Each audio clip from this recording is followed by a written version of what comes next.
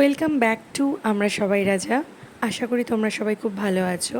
আজকে আমি তোমাদের সাথে চিংড়ি মাছের একটা রেসিপি নিয়ে হাজির হয়ে গেছি। কথা না বাড়িয়ে চলো চটপট আমরা রেসিপিটা দেখে নিই। এখানে আমি 250 গ্রাম মতন চিংড়ি মাছ নিয়ে নিয়েছি, ধুয়ে ভালো করে পরিষ্কার করে রেখেছি। এবার এই চিংড়ি মাছটার মধ্যে আমি কিছু ম্যারিনেশন করে নেব। প্রথমে একটু হলুদ গুঁড়ো দেবো। কতটা কি দিচ্ছি আমি সবটাই ডেসক্রিপশান বক্সে অ্যাড করে দেবো, তোমরা চাইলেই দেখে নিতে পারবে। একটু আন্দাজ মতো নুন দিয়ে দিলাম। এবার চিংড়ি মাছটাকে ভালো করে নুন হলুদের মধ্যে ম্যারিনেশন করে নিচ্ছি, তাতে চিংড়ি মাছের যে একটা গন্ধ থাকে সেটা কেটে যাবে। এবার ফ্রাইং প্যানে অল্প একটু সর্ষের তেল অ্যাড করে নিলাম। রান্নাটা আমি সর্ষের তেলেই করছি। তেলটা হালকা গরম হয়ে আসলে এর মধ্যে আমি ম্যারিনেট করা চিংড়ি মাছগুলোকে অ্যাড করে দিচ্ছি। এই সময় গ্যাসের ফ্লেমটা আমি লো টু মিডিয়ামে রেখেছি, কারণ হাই হিটে রাখলে চিংড়ি মাছটা তলায় ধরে যাবে আর সেরকম ভালোভাবে ফ্রাই হবে না। তো উল্টিয়ে পাল্টিয়ে ভালো করে হালকা আছে আমি ভেজে নিচ্ছি। খুব একটা বেশি ভাজবো না, তাতে চিংড়ি মাছ খুব শক্ত হয়ে যায়। তো হালকা একটু লালচে ভাব চলে এলেই, মানে চিংড়ি মাছটা একটু সাদা হয়ে গেলেই আমি বাটিতে তুলে নিচ্ছি। এবার ওই একই ফ্রাইং প্যানে অল্প পরিমাণে আরেকটু তেল অ্যাড করে নিলাম, যেহেতু চিংড়ি মাছটাতে তেলটা টেনে নেয়। এবার ওই তেলের মধ্যে আমি ফোড়নের জন্য ব্যবহার করছি তেজপাতা আর অল্প করে গোটা গরম মশলা। এবার যতক্ষণ না গরম মশলাটা থেকে একটা সুন্দর অ্যারোমা বের হচ্ছে ততক্ষণ আমি একটু নাড়াচাড়া করে নেব। ভালো গন্ধ বেরোতে শুরু করলে এর মধ্যে আমি আগে থেকে বেটে রাখা পেঁয়াজ এটা অ্যাড করে দিলাম। এখানে কতটা কি পেঁয়াজ বাটা দিচ্ছি, কতটা কি দিচ্ছি আমি সবটাই ডেসক্রিপশান বক্সে দিয়ে দিয়েছি, তোমরা চাইলেই দেখে নিতে পারবে। তো পেঁয়াজ বাটাটা দিয়ে খুব ভালোভাবে আমার কষিয়ে নিতে হবে যতক্ষণ না কাঁচা পেঁয়াজের গন্ধটা চলে যাচ্ছে। পেঁয়াজটা একটু বাদামি কালার ধরে এলেই এর মধ্যে আগে থেকে বেটে রাখা আদা রসুন এটা আমি দিয়ে দেব। আদা রসুন বাটাটা দিয়ে খুব ভালোভাবে নাড়াচাড়া করতে হবে, কারণ আদা রসুনের একটা যে কাঁচা গন্ধ থাকে সেটা যেন একেবারেই না থাকে, তাহলে কিন্তু চিংড়ি মাছটা খেতে ভালো লাগবে না। এই রান্নাটাতে একটাই ট্র্যাজিক, সেটা হচ্ছে যত ভালো কষানো যাবে রান্নাটাকে তত কিন্তু স্বাদ হবে। একটু স্বাদ মতো নুন অ্যাড করে দিলাম। খুব একটা বেশি নুন দেব না, কারণ অলরেডি চিংড়ি মাছটাতে আমার নুন দিয়ে ম্যারিনেট করা ছিল।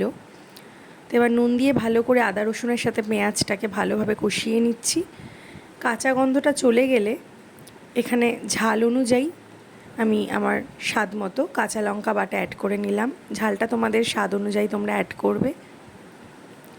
কাঁচা লঙ্কার বদলে তোমরা শুকনো লঙ্কাও ব্যবহার করতে পারো। কাঁচা লঙ্কাটা দিলে কালার আর স্বাদটা ভালো আসবে, যেহেতু এটা দুধ চিংড়ি মালাইকারির একটা ফ্লেভার। তো কাঁচা লঙ্কাটা দিলে এই স্বাদটা এনহ্যান্স হবে ভালো মতো। তো এর মধ্যে আমি অল্প করে জিরে গুঁড়ো অ্যাড করে দিচ্ছি। রান্নাটা কিন্তু ভীষণ কম উপকরণে হয়ে যাবে, একদম ঝামেলা ছাড়াই। তো এখন আমি ওয়েট করব যতক্ষণ না এই মশলাটা থেকে ভালো করে তেল বেরিয়ে আসছে। দেখো তেল ছাড়তে আরম্ভ করেছে। এই পর্যায়ে এসে আমি ওই বাটি ধোয়া জলে দিয়ে দিলাম, এই ফ্রাইং প্যানের মধ্যে অ্যাড করে দিলাম। এবার ভালোভাবে আমি সবটা কষিয়ে নেব। ভালোভাবে ফুট চলে এসছে মশলাটার মধ্যে।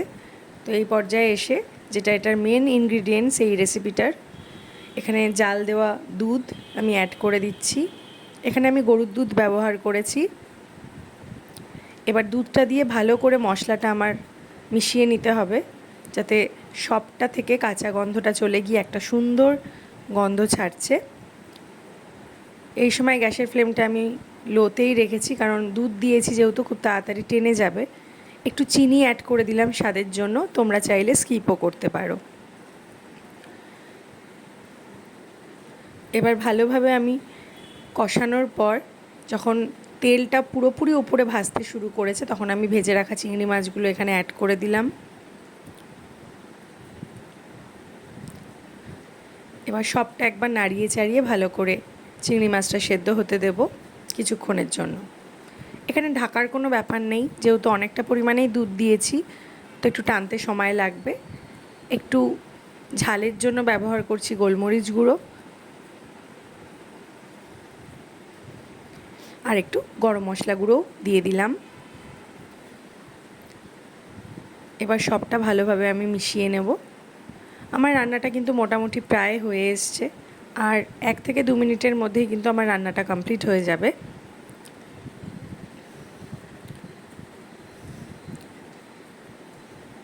বাড়িতেই খুব সুন্দর পদ্ধতিতে এইভাবে একটা চিংড়ি মাছের সহজ রেসিপি আমি বানিয়ে নিলাম।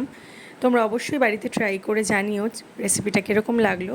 ঘরে অনেক সময় নারকেল থাকে না, তো সেক্ষেত্রে দুধ দিয়েও কিন্তু এইভাবে চিংড়ি মাছের মালাইকারিটা তোমরা বাড়িতে বানিয়ে নিতে পারবে। রেসিপিটা যদি ভালো লেগে থাকে তাহলে অবশ্যই রেসিপিটাতে একটা লাইক আর ছোট্ট করে কমেন্ট করে যেও, আর চ্যানেলটাতে সাবস্ক্রাইব করতে একদমই ভুলো না।